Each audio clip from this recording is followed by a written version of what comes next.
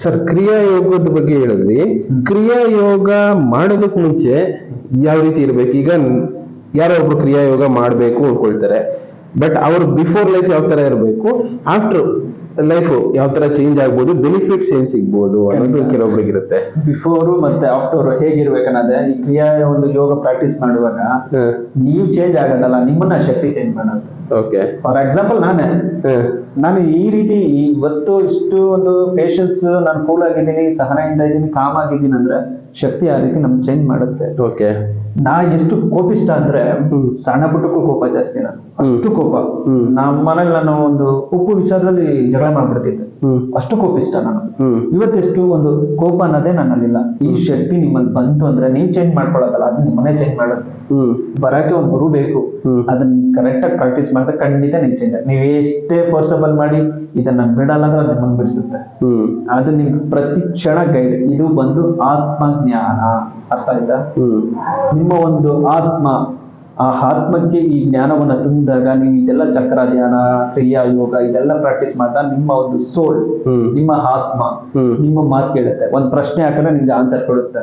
ಇವಾಗ ಕೆಟ್ಟ ಕೆಲಸ ಮಾಡಕ್ಕೆ ನಿಮ್ಮ ಆತ್ಮನ ಹೇಳುತ್ತೆ, ನೀವ್ ಮಾಡ್ತಾರ ಸರಿ ಇಲ್ಲ, ತಪ್ಪು, ಇದು ಯಾಕೆ ಮಾಡ್ತಿದ್ದೆ, ಇದು ಮಾಡ್ಕೊಡ್ತು ಅಂತ ಅದು ನಿಮ್ಮ ಸೋಲ್ ಹೇಳುತ್ತೆ. ಇದು ಆತ್ಮಜ್ಞಾನ. ನನಗೆ ಸಿದ್ಧಿಯಾಗಿರೋದು ಇದೆ ಆತ್ಮಜ್ಞಾನ. ಯಾವ ಪುಸ್ತಕಗಳು ಓದಿಲ್ಲ, ಎಲ್ಲೂ ಓದಿಲ್ಲ, ಏನೂ ನೋಡಲ್ಲ. ಆಕ್ಚುಲಿ ನನ್ನ ಈ ಸ್ಪಿರಿಚುಯಾಲಿಟಿ ಬರ್ಬೇಕಂತಾನು ಅನ್ಕೊಂಡಿರ್ಲಿಲ್ಲ. ನಾನು ದೇವ್ರನ್ನೇ ನಂಬ್ತಿರ್ಲಿಲ್ಲ. ದೇವ್ರ ನಂಬ್ತಿದೀನಿ, ಇಷ್ಟೆಲ್ಲ ಹೇಳ್ತೀನಿ ಅಂದ್ರೆ ನನ್ಗೆ ಓಪನ್ ಆಗಿರೋದು ಆತ್ಮಜ್ಞಾನ, 6 ಸೆನ್ಸ್ ವರ್ಕ್ ಆಗ್ತಾ ಇದೆ. ಈ ಕ್ರಿಯಾ ಯೋಗದಲ್ಲಿ ಈ ಚಕ್ರ ಧ್ಯಾನಗಳು ಇವೆಲ್ಲ ಮಾಡಿ ಇಷ್ಟು ವರ್ಷ 12 ವರ್ಷ ಕಾಲ ನನ್ನ ಸಾಧನೆ ಮಾಡಿದ್ಮೇಲೆ ನನಗೆ ಈ ಒಂದು ಆತ್ಮಜ್ಞಾನ ಸಿದ್ಧಿಯಾಗಿದೆ. ನಾನು ಏನ್ ಬೇಕಾದ್ರೂ ಕೇಳಿದ್ರೆ ನನ್ನ ಒಂದು ಸೋಲ್. ಇವತ್ತು ಕೆಲವರಿಗೆ ಉದಾಹರಣೆಗೆ ಹೇಳ್ತೀನಿ, ಎಲ್ಲೋ ಇರ್ತಾರೆ ಅವ್ರು ಅಮೆರಿಕದಲ್ಲಿ ಇರ್ಲಿ, ನನ್ನ ಫೋನಲ್ಲಿ ಜಸ್ಟ್ ಅವ್ರ ವಾಯ್ಸ್ ಇಲ್ಲ, ಅವ್ರ ಡೇಟ್ ಆಫ್ ಬರ್ತ್, ಅವ್ರ ಹೆಸರಲ್ಲಿ ನಾನು ಹೇಳ್ತೀನಿ, ಅವ್ರ ಲೈಫ್ ಸ್ಟೋರಿ ಹೇಳ್ತೀನಿ, ಜನ್ಮ ಜಾತಕ ಹೇಳಬಲ್ಲ. ಮತ್ತೆ ಎಲ್ಲೋ ಇರೋಂತ ಒಂದು ಸಾಯಿಲ್, ಮಣ್ಣು, ಅದ್ ಮುಟ್ಟೆ ಹೇಳ್ತೀನಿ. ಅಲ್ಲಿ ಏನ್ ನೀರಿದೆಯಾ, ಯಾವ ಗಿಡ ಇದೆ, ಯಾವ ಮರ ಇದೆ, ಯಾವ ಬಂಡೆಕಲ್ಲಿದೆ, ಈ ತರ ಹೇಳ್ಬಲ್ಲ. ಇದು ಯಾಕಂದ್ರೆ ಈ ಶಕ್ತಿ ನಿಮ್ಮಲ್ಲಿ ಬಂದ್ರೆ ಪ್ರಕೃತಿಯಲ್ಲಿ ಇರುವಂತದ್ದೆಲ್ಲ ನಿಮ್ಗೆ ಗೊತ್ತಾಗುತ್ತೆ. ಕೆಲವೊಂದು ಆತ್ಮಗಳನ್ನ ನಾನು ಮೋಕ್ಷಗೊಳಿಸಿದೀನಿ, ಸೋಲ್ಸ್ ನ ಈ ಶಕ್ತಿಯಿಂದ ತುಂಬಾ ಅದ್ಭುತ ಮಿರಾಕಲ್ಸ್ ಮಾಡಿದೀವಿ. ಮತ್ತೆ ಕೆಲವೊಂದು ನಾನು ಭೂಮಿ ಒಳಗಡೆ ಇರೋ ನೀರು ತೋರಿಸಿದೀನಿ, ಇಲ್ಲಿ ನೀರು ಹೋಗಿದೆ, ಎಷ್ಟು ಇಂಚ್ ಇದೆ, ಇಲ್ಲಿ ಮಾಡಿ ನೀವು ಬೋರ್ವೆಲ್ ಕೊರ್ಸಿ ಅಂತ ಹೇಳಿದ್ದೀನಿ.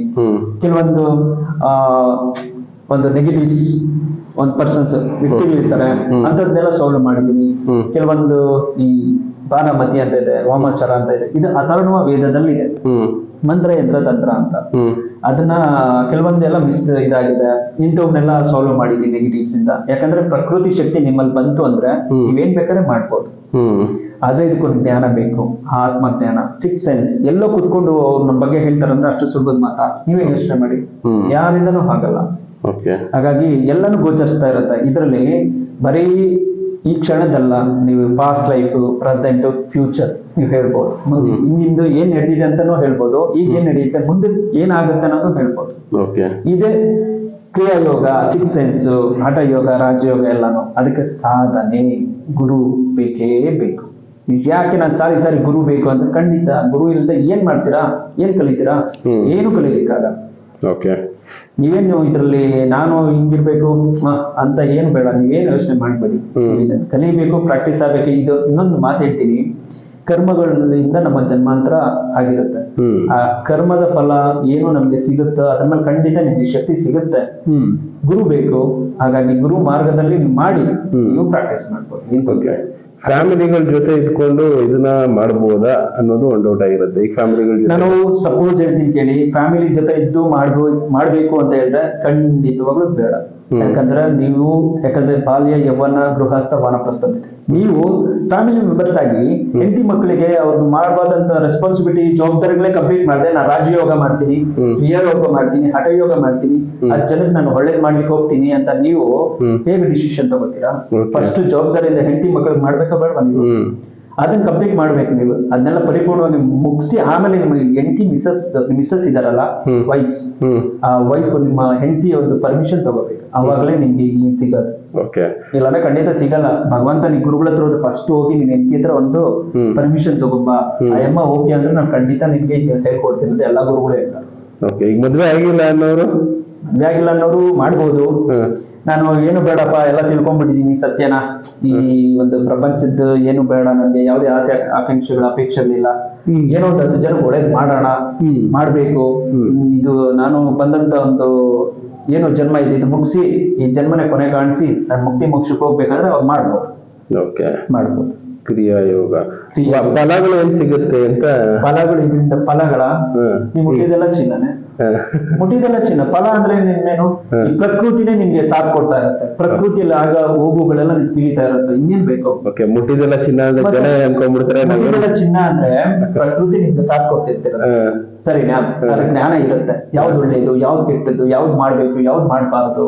ನಿಮ್ಮ ಜೊತೆಗೆ ಆ ಪ್ರಕೃತಿ ಹೇಳ್ಕೊಡ್ತಿರುತ್ತೆ, ನಿಮ್ಮಲ್ಲಿರುವಂತ ಆತ್ಮ ಜ್ಞಾನ ತಿಳಿಸ್ತಾ ಇರುತ್ತೆ. ಹಾಗಾಗಿ ಇದನ್ನ ನೀವು ಪಡ್ಕೊಂಡು ನಾನು ಬೇಕಾದ್ರೆ ಏನ್ ಬೇಕಾದ್ರೆ ಮಾಡ್ತೀನಿ ಅಂದ್ರೆ ಅದು ಖಂಡಿತ ಆಗಲ್ಲ. ಯಾಕಂದ್ರೆ ಪ್ರತಿಯೊಂದಕ್ಕೂ ಒಂದು ಆಜ್ಞೆ ಇರುತ್ತೆ, ಪರ್ಮಿಷನ್. ಈಗ ನನ್ನ ಹತ್ರ ತುಂಬಾ ಅಸ್ತ್ರಗಳಿದಾವೆ, ನಾನು ಕಲ್ತಿರೋ ವಿದ್ಯೆಗಳು ತುಂಬಾ ಇದಾವೆ. ನನ್ನ ಬಾಬಾಜಿ ನನ್ಗೆ ಹೇಳ್ಕೊಟ್ಟಿದ್ದಾರೆ. ಒಂದು ಜಸ್ಟ್ ಒಂದು ವೈಟ್ ಶೀಟ್ ಹಾಳೆ ತಗೊಂಡು ನಾನು ಏನ್ ಬೇಕಾದ್ರೆ ಮಾಡ್ಬೋದು ಅಂತ.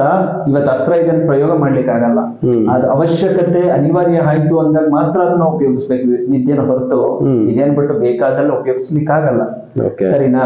ಈ ಜ್ಞಾನ ಪಡ್ಕೊಂಡು ಅಹಂ ಅನ್ನೋದು ಬರ್ಬಾರ್ದು. ನನ್ ಗುರು ಬಾಬಾಜಿ ಒಂದ್ ಮಾತಂದ್ರು, ನಂದೆಲ್ಲ ಕಂಪ್ಲೀಟ್ ಆದಾಗ ಅಸಾಧ್ಯವಾದನ್ನು ಸಾಧ್ಯ ಮಾಡ್ಬೋದು ನೀನು, ಈ ಪ್ರಕೃತಿಯಿಂದ ನೀನ್ ಏನ್ ಬೇಕಾದ್ರೆ ಮಿರಾಕಲ್ ಮಾಡ್ಬೋದು ಅಂತ. ಜನ ಏನ್ ಗೊತ್ತಾ, ಈಗ ನನ್ನ ಹತ್ರ ಯಾರೋ ಒಂದು ಬಂದಿರ್ತಾರೆ ಸಮಸ್ಯೆಗೆ, ಖಂಡಿತ ಅದ್ ಮೂಲ ನೋಡಿ ಎಲ್ಲ ಹೇಳ್ತೀವಿ, ಆ ಕ್ಷಣಕ್ಕೆ ಆಗ್ಬಿಡ್ಬೇಕು ಅಂತ ಕೇಳ್ತಾರೆ.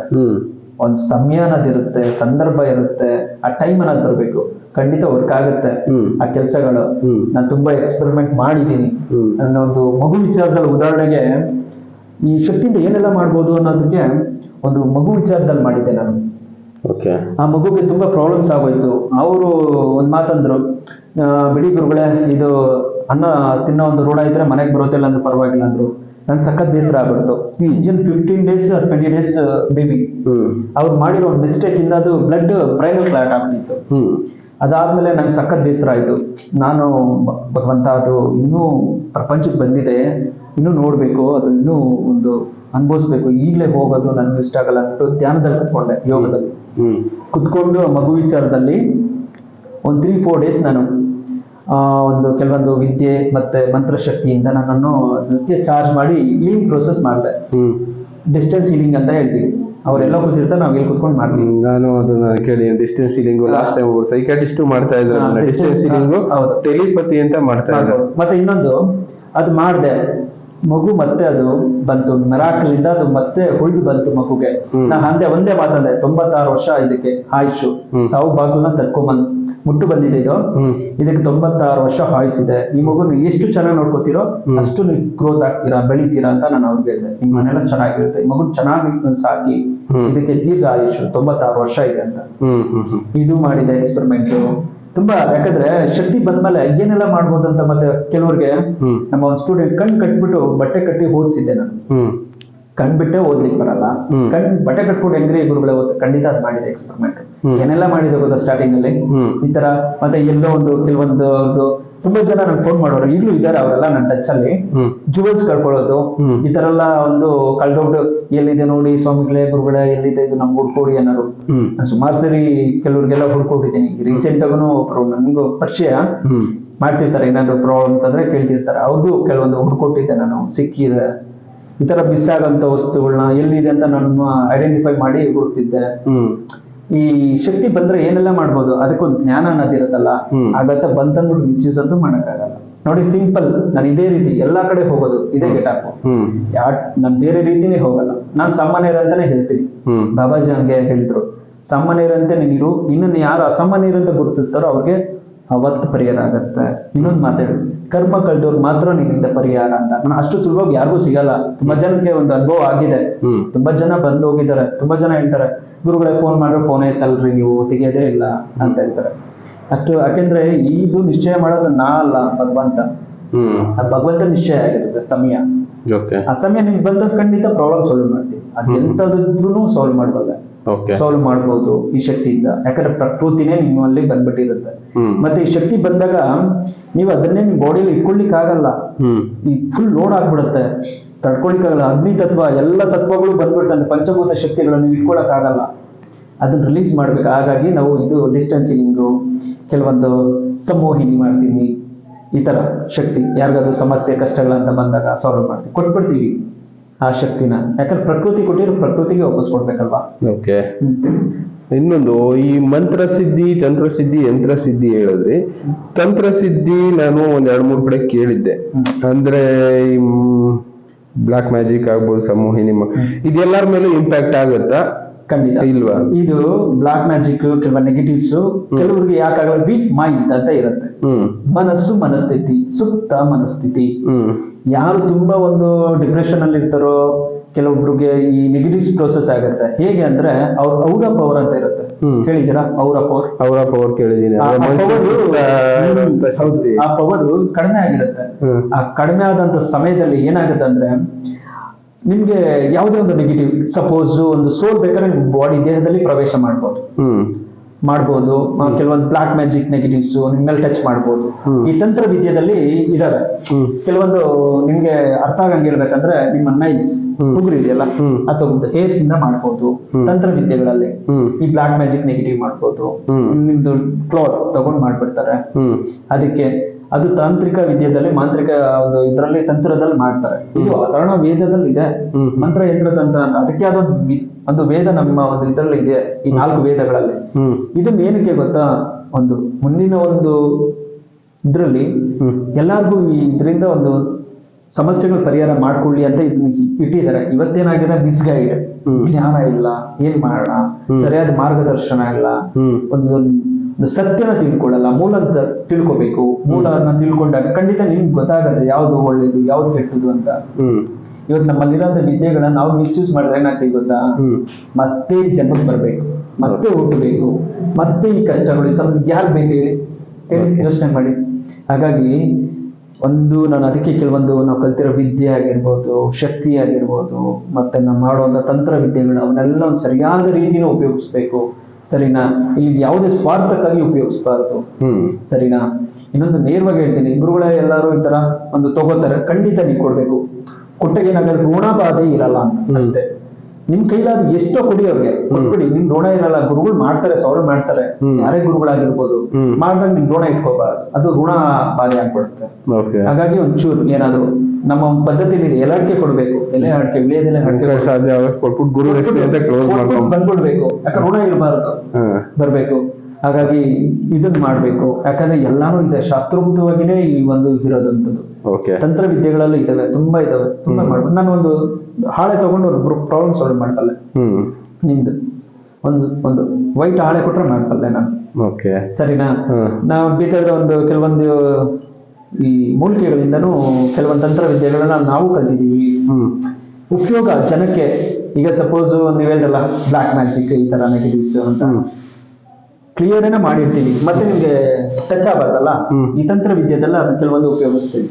ಉಪಯೋಗಿಸಿ ಅದನ್ನ ಪ್ರೊಟೆಕ್ಟ್ ಮಾಡಿ, ಯಂತ್ರ ಮಂತ್ರ ತಂತ್ರ ಇದೆ, ಆ ಒಂದು ಯಂತ್ರ ಬರೆದು ತಂತ್ರ ಮಾಡಿ ಮಂತ್ರ ಶಕ್ತಿ ಕೊಡ್ತೀವಿ. ಅದಕ್ಕೆ ಸಿದ್ಧತ್ವ ಕೊಡ್ತೀವಿ, ಸಿದ್ಧಿ ಶಕ್ತಿ ಕೊಟ್ಟು ಅದನ್ನ ಪ್ರೊಟೆಕ್ಟ್ ಕೊಡ್ತೀವಿ. ಈ ತರ ಎಲ್ಲ ಮಾಡ್ಬೋದು.